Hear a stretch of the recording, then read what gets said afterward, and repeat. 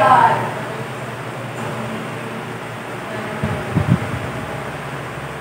Amen. Okay, good morning class. It was nice to see you today. Good morning, mga kapara. Okay, thank you. Please be seated. Thank you. Okay, now can you all look at your classmates and see who is absent? Nothing, ma'am. Okay, very good. Okay, now I want you all to cite our classroom rules. What is the first one? Yes, Miss Alvarez. Listen when others is speaking. Very good. What else? Yes, Miss Lucidatar. Respect everyone from the class. Okay, very good. What else? No bullying, ma'am. And very good class. Okay, now before we proceed to our discussion, anyone here remember our last topic? Yes. Yes, Miss Alvarez. Our last topic is all about injuries, how to prevent injuries, and what to attend when doing this activity. Yes, very good. So yeah, very good class. Before we proceed to our discussion, let's have an activity. The three of you will going to have a role play. I will give you a scenario and you will be the one to present and act that scenario. Is that understood? Yes, ma'am. Okay, very good. Okay, the first group will present their role play. Okay, go. Kuya, pwede po ba masaksak na naman yan? Hindi, puno na yan. Hindi, pwede pa yan. Kaya pa yan. Bukas na ako. Bakit mo yung saksakan? Baka magkaroon tayo kasunod. Okay na yan. Okay, very good class. Give yourself a ring clap. 1, 2, 3. 1, 2, 3. Very good. Okay now class, we will tackle about our lesson. It's all about the home, school, community, and outdoor safety. But before that, I will cite our objectives. So the first one is determine the concept of home, school, community, and outdoor safety. The second one is appreciate the guidelines in home, school, and outdoor safety. Okay, and then the last one is perform all the safety guidelines. Okay, now we're going to discuss our topic. So now, what are the potential hazards in our home? Does anyone here know about the potential hazard in our home? Okay, Mr. Benitez. The first picture is electrical wiring, ma'am. Wow, very good. It's about electrical wiring. So this is a potential hazard in our home. So what else? What are the potential hazards in our home? Yes, Mrs. Silatar. Untended candles. Very good. Attended candles, it can lead to fires. And what else? What's the last one? Yes? Unattended irons. Yes, very good. So class, if you, so kung hindi natin, lagi bubunutin ang ating mga, na potential tayo. So it can lead to fires. So that's our potential hazard in our home. What is the first one? Electrical wiring, unattended candles, unattended iron. Very good. So now let's go on with the potential hazard at school. So what are the potential hazards in our school? Chemical storage. Yes, that's great. Nakakita na ba kayo ng ganito? Not yet, ma'am. Okay. So, yan yung mga halimbawa science laboratories. Meron silang mga ganitong bagay na kung hindi natin maiingatan is it can lead to fires. So, kailangan talaga pagka tayo, mag-iingat tayo. At saka yung ating school, meron tayong mga paper, cardboard, at saka yung mga ganito na dapat talaga is maingat natin ginagamit. Yan. So, the next one is the potential hazard at the community. So, what is the first one? Air pollution. So, sa tingin nyo, bakit tayo nagkakaroon ng air pollution? Anyone? Yes, Miss Alvarez? Nawapusan na maraming basura sa mga pagdanan. Yan, tama. So, di ba, pagka maraming sasakyan, maraming usok, saka yung mga pabrika. So, masama yun sa ating community. At saka, Water contamination. Ayan. So, yung sa ngayon, marami ng tawag kung saan. So, it can lead to hazard at the community. So, the last one is the potential hazard in outdoor. So, what is the first one? Extreme temperature. Yan, very good. So, yan yung nararanasan natin ngayon na sobrang init ng panahon, kaya dapat alam natin yung mga gagawin natin pag lalabas tayo. So, ano yung mga pwede ma-cause ng extreme temperature? So, can you all please read? Heat exhaustion. Yan, heat exhaustion. Nakaranas ba kayo na ganito? Yes, Diba ma'am. sa sobrang init, pagka wala tayong mga payong, pwede tayo sasakit ang ulo, kaya may tawag na ng heat exhaustion. And then the last one? Heat stroke. Ayan. So marami ngayon yung matatanda na sobrang init talaga is nagkakaroon sila ng heat stroke. Ayan. Okay, now we're done with the potential hazard in the home, school, community, and the outdoor. So we're going to tackle about the safety guidelines. Okay, now we're going to tackle about the safety guidelines in home. So what is the first one? Install smoke detectors.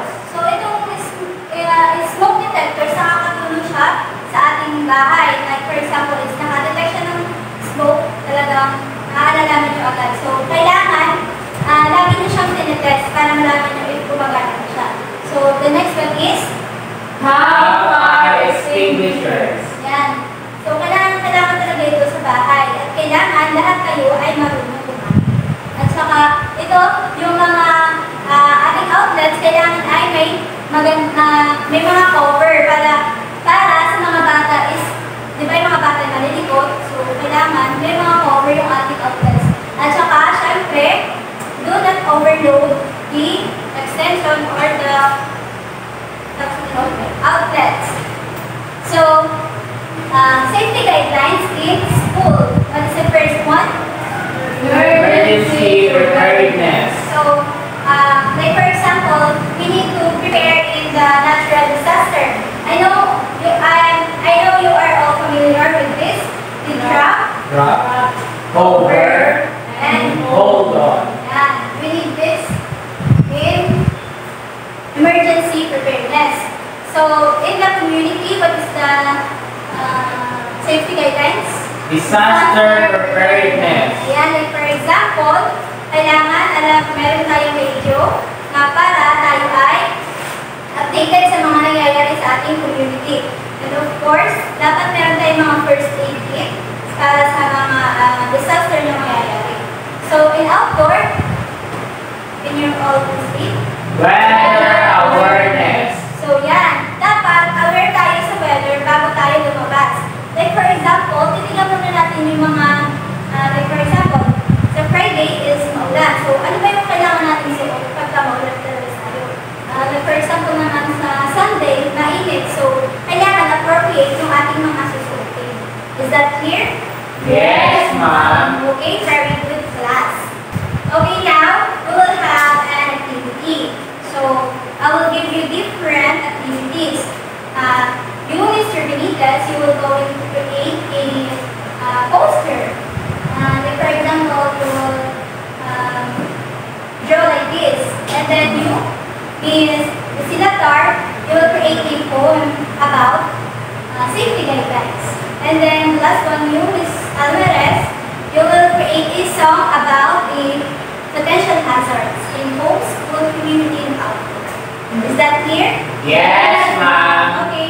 I will give you 10 minutes to finish the lesson. Okay, Mr. Benitez will going to present his work. Okay, please come here. Ito po ay isang paper o cardboard na maaaring pagmula ng sunog sa ating school, bahay, o community. Dapat po lagi natin siya ilalagay sa mga safety rooms upang hindi siya malapitan ng apoy o kuryente na maaaring pagmulan ng sunog. Very good, Mr. Benitez. Let's give him a round of applause. Okay, class, to see if you really understand our lesson for today. What are the potential hazards in home? Yes, Ms. Cusilatar. Fire po. How about in school? Chemical storage. How about what is the potential hazard in the community? Air pollution, boil water evacuation. Okay, very good. Also, the last one in outdoor is yes. Stream heat po, ma'am. Very good.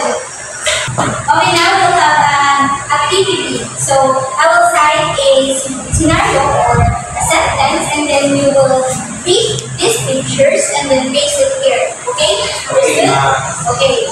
So now, answer please. Boiling water, steam and open flames can cause burns and scalds if proper precautions are not taken. Mr. Benitez, please the answer.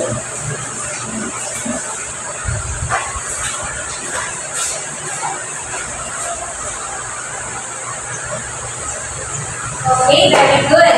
So the next one is bullying, harassment, and violence among students can create unsafe environment. Yes, Ms. Alvarez.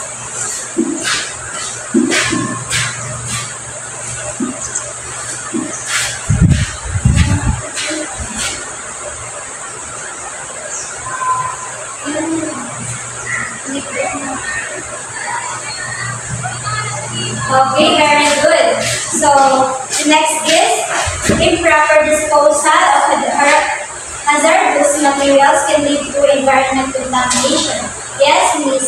Zigamar?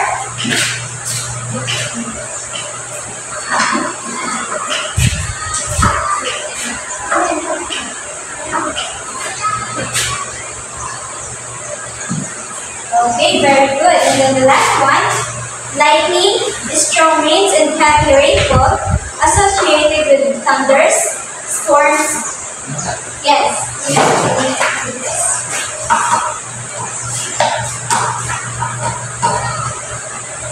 Okay, very good, class. Okay, class, I have this paper here and answer this in 3 minutes only. Okay, ma'am.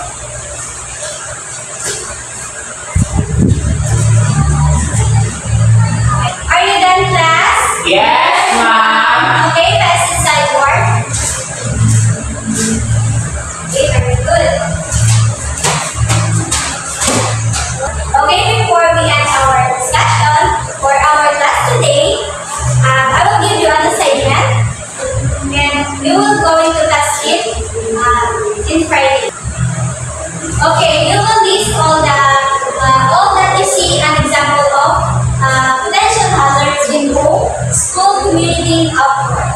Is that clear? Yes, ma'am. Very good. So that's all for today. Goodbye, class. Goodbye.